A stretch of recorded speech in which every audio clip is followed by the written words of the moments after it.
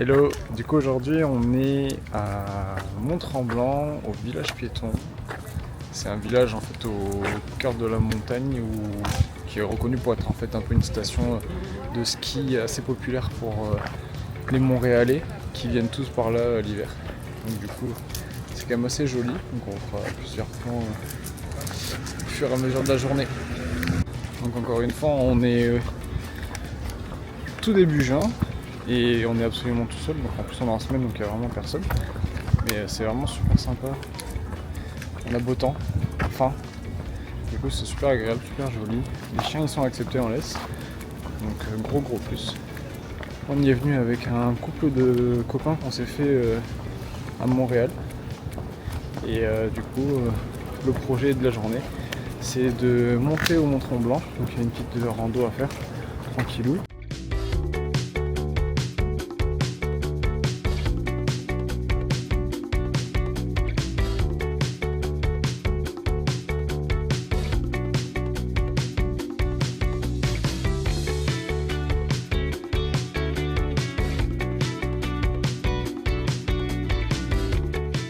On est arrivé au point de vue de Mont-Tremblant avec la vue sur le lac et le village un petit peu plus bas.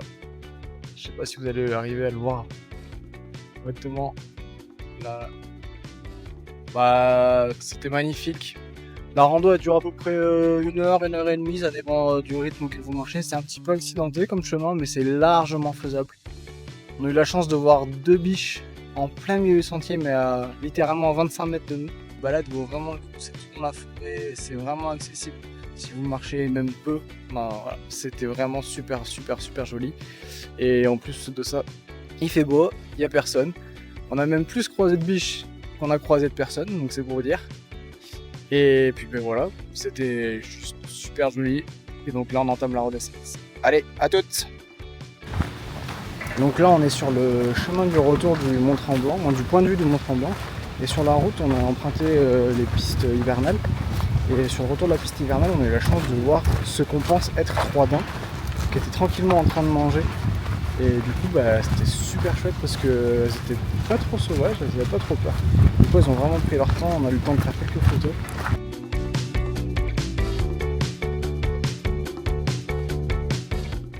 Actuellement on est au parc national de Mont-Tremblant. Les chiens ils sont autorisés sur certains sentiers, mais on a étudié un peu le truc et ça valait le coup. Donc on est actuellement dans le parc national et puis on est parti pour une bonne petite rando. On espère y voir de jolis paysages et surtout, on croise les doigts, un peu d'animaux. Allez, à toutes!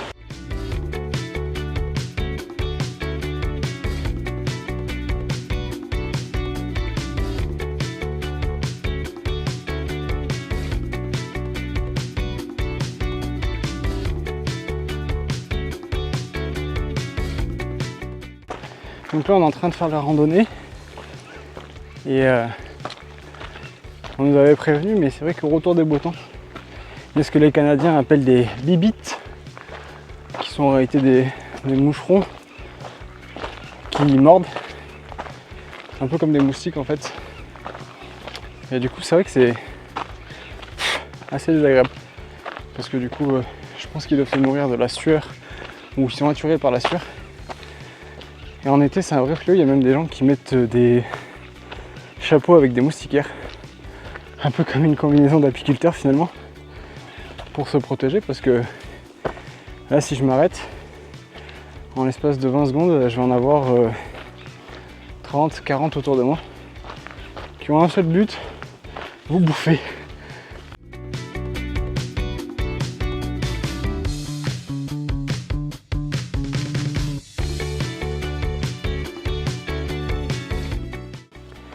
Ouais, on est arrivé au point de vue final de la rando.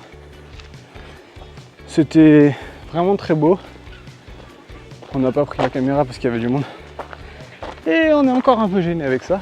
Et très bien aménagé, c'est assez facile d'accès pour tout le monde. Je sais pas si vous arrivez à voir tous les brûlots, parce que c'est comme ça que s'appellent les petites mouches ici, qui vous mordent. Il y en a vraiment beaucoup. Et c'est vraiment costaud parce que ça arrive à mordre à travers le poil de Roby. Donc Robbie s'est fait mordre par un brûlot et c'est vraiment pas agréable. Donc c'est quand même assez impressionnant que ça arrive à piquer à travers les poils, quoi. Les vêtements ça va, mais les poils, elles arrivent à se faufiler pour aller choper la chair, quoi.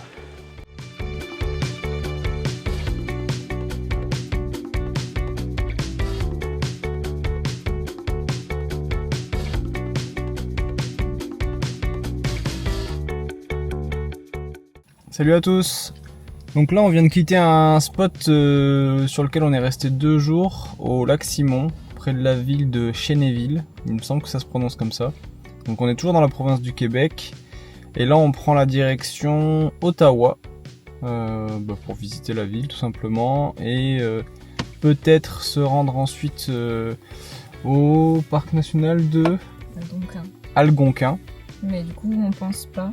Parce qu'on nous a dit qu'il y avait beaucoup de moustiques jusqu'à mi-juin. Et... Donc on se pose la question de savoir si on prend le risque d'y aller au point que ce soit désagréable. Parce que quand on vous dit qu'il y a des milliers de moustiques, c'est que c'est pas une exagération, c'est qu'il y a littéralement des milliers de moustiques. Donc nous on peut mettre de l'anti-spray pour se protéger, etc. Mais le problème c'est qu'elles s'attaquent même aux Robbie. Voilà, les moustiques ou les mouches, parce qu'il y a aussi des mouches noires, donc les brûlots comme on l'a dit dans la vidéo précédente. Donc on sait pas trop si on le tente ou pas. Donc on va voir un petit peu, on va prendre l'avis de plusieurs personnes si on peut. Et on avisera à ce moment-là. Mais là pour le moment, direction Ottawa. Yes. Allez, à toutes. Nous voilà arrivés à Ottawa. Un peu galère de se garer à Ottawa. Parce que tout simplement il n'y a pas de parking, ou alors ceux qui sont accessibles ou libres sont extrêmement chers. On est à plus de 25 $ la journée, tout en sachant qu'on ne sait pas trop vraiment combien on va rester de temps, parce qu'il y a plein de choses à visiter, mais il y a beaucoup de choses qui coûtent assez cher. Donc on va essayer de prioriser, on vous dira, on vous montrera. Mais voilà, donc un peu de galère le parking. Heureusement on a suivi les conseils de Un Voyage de Ouf sur Insta. Si vous ne connaissez pas et que vous projetez de voyager au Canada avec un chien, eh ben, ils ont de super bons conseils. Donc franchement, voilà, premier pas à Ottawa. On vous en dit plus dès qu'on est dans la ville, c'est-à-dire dans à peu près 45 minutes de marche. À toutes.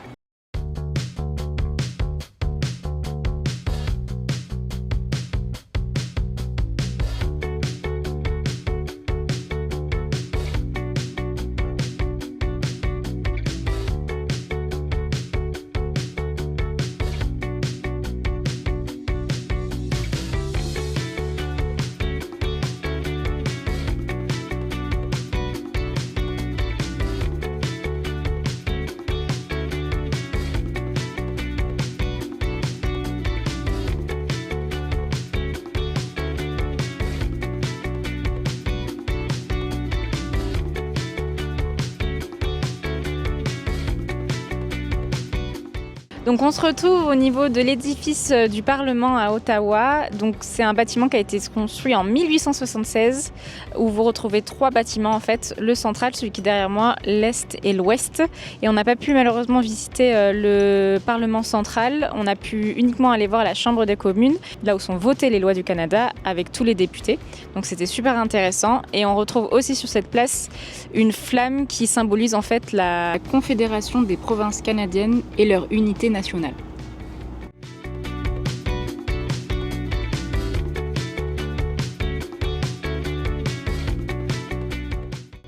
Bon, et bien ça y est, on vient de finir notre journée à Ottawa.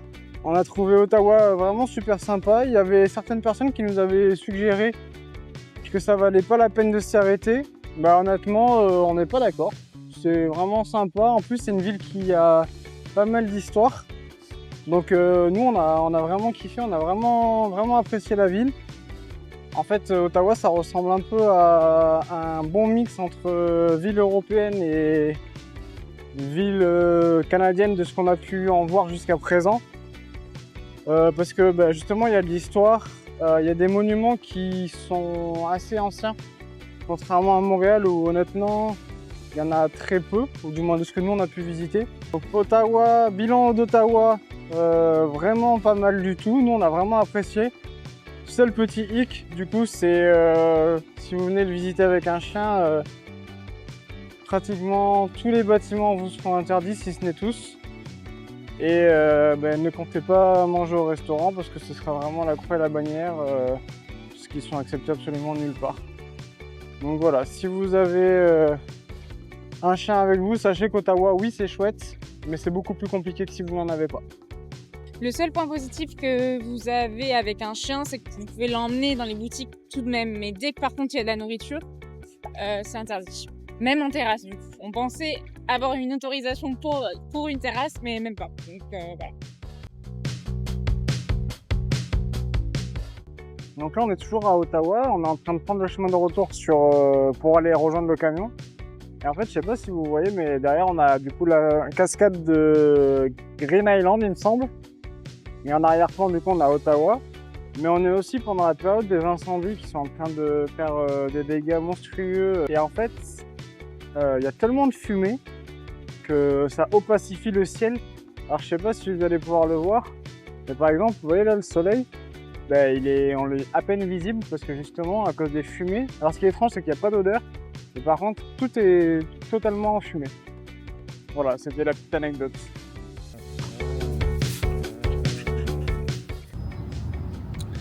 Donc on a passé une nuit à Ottawa, près d'un parc, juste ici, un petit peu excentré du centre-ville. On était absolument tout seul, c'était top. Et en plus de ça, ça nous a permis de rester à proximité pour aller faire la suite des musées. Bon, et bien, c'est notre deuxième jour à Ottawa. Finalement, c'est une ville qu'on a vraiment pas mal appréciée hier et il y avait des trucs qu'on n'avait pas eu le temps de faire, notamment le musée d'histoire naturelle qu'on a fait pour le coup ce matin.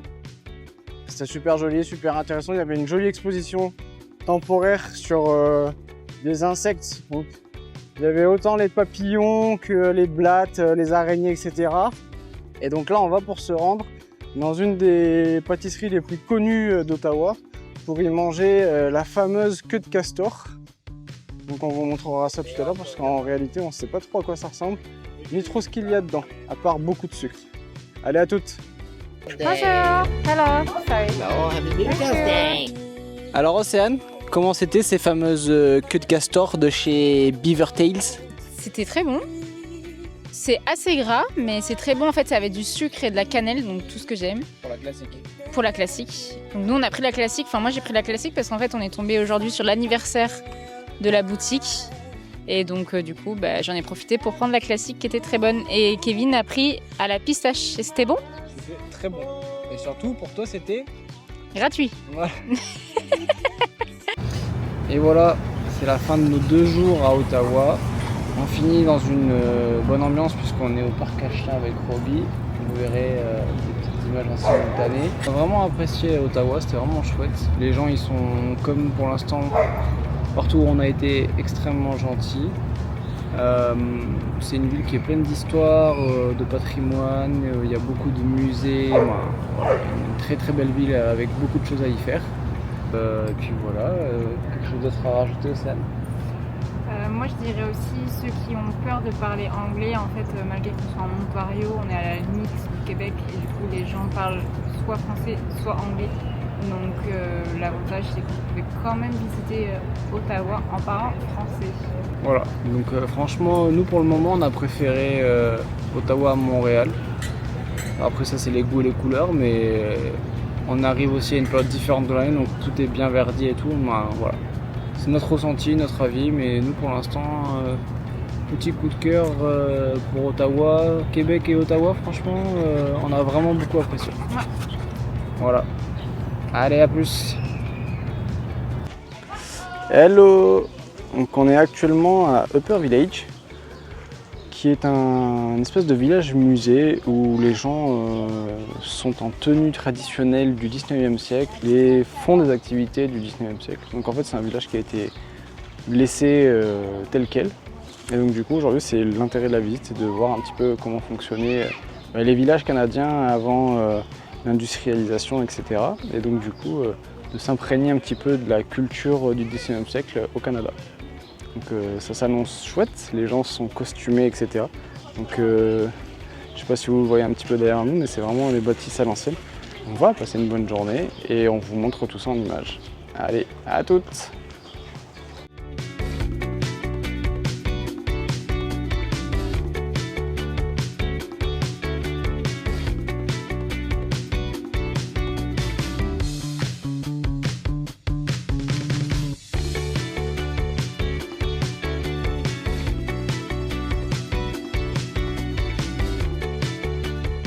Donc en fait, ici c'est le moulin qui entraîne les tourneuses, je sais pas trop qu'on appelle ça, qui permettent ensuite du coup de filer la laine.